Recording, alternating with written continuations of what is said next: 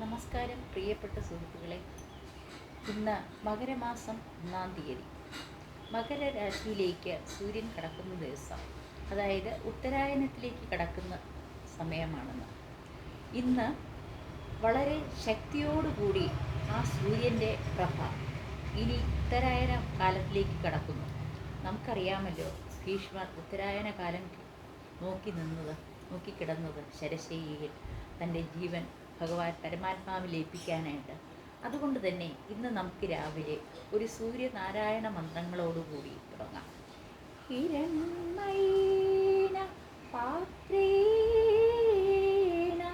സത്യസ്യാപി ഹിതം മുഖം ത്വം ഭൂഷന്ന പാവൃണ സത്യധർമായ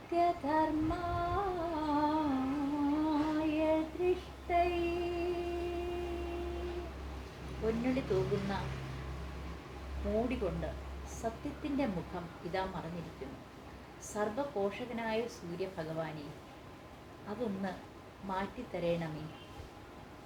സത്യവ്രതനായ ഈ ഞാൻ അതൊന്ന് ദർശിച്ചു കൊടുക്കട്ടെ. പൂഷണ്യേ കർഷീയമസൂര്യ പ്രജാപത്യ വ്യൂഹരശ്മിൻ സമൂഹതേജോ യത്തേ രൂപം കല്യാണതമം തത്തേ പശ്യാമി.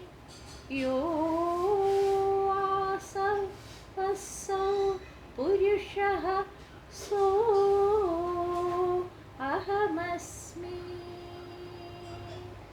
വിരാട് പുരുഷൻ അല്ലെങ്കിൽ ഭഗവാൻ അതായത് പരബ്രഹ്മത്തിൻ്റെ സ്വരൂപനായ ഈശ്വരൻ, അതിൻ്റെ ഒരു പ്രതിരൂപമാണ് സൂര്യനിലുള്ള തേജസ്. അദ്ദേഹം ഏകാകിയായാണ് സഞ്ചരിക്കുന്നത്. എന്നാൽ അതേസമയം ഈ ഭൂമിയിലെ എല്ലാവരെയും, അതായത് നവഗ്രഹങ്ങളിലെ എല്ലാവരെയും നിലയ്ക്ക് നിർത്തുകയും ചെയ്യുന്നു. അങ്ങനെയുള്ള യമ സർവരശ്മികളും പ്രാണങ്ങളും രസങ്ങളും കൈക്കൊള്ളുന്നവനായ അല്ലയോ സൂര്യ, പ്രജാപതി സുതൻ്റെ രൂപമാർന്ന നീ ഈ പുറവെളിച്ചം മാറ്റേണേ. നിന്റെ ചൂടൊന്ന് കുറയ്ക്കണേ. നിന്റെ അഴകാർന്ന ഈ സത്യസ്വരൂപം എൻ്റെ കണ്ണുകൊണ്ട് കാണാൻ പറ്റണമേ. ഈ സൂര്യമണ്ഡലത്തിൽ കുടികൊണ്ട് തിളങ്ങുന്ന പരമപുരുഷന്മാരെ അതേ തേജസ്സോടുകൂടി തേജസ് തന്നെയല്ലേ ഞാനും. ഓം ഭുർഭുവഃ സ്വാഹ തത്സവിതുർവരേണ്യം ഭർഗോ ദേവസ്യ ധീമഹി ധിയോ യോ ന പ്രചോദയാത്. ഈ ഗായത്രി സൂര്യഗായത്രിയാണ്. ഇത് ദിവസവും 108 പ്രാവശ്യം പറയുകയാണെങ്കിൽ നമുക്ക് ഐശ്വര്യവും ആരോഗ്യവും ആയുസ്സും സർവസമ്പത്തുകളും വരുന്നതാണ്. പ്രത്യേകിച്ചും ജ്ഞാനസമ്പത്ത്. അതോർക്കുക.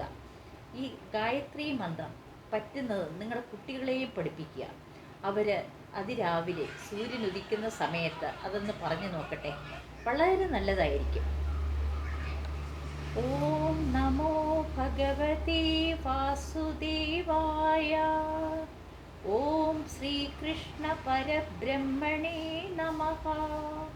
ഓം നാരായണായ നമഃ. ഓം വിഘ്നമസ്തു ശ്രീ മഹാഗണപതേ നമഃ. ശ്രീ ഗുരവേ നമഃ. ശ്രീ സരസ്വതീ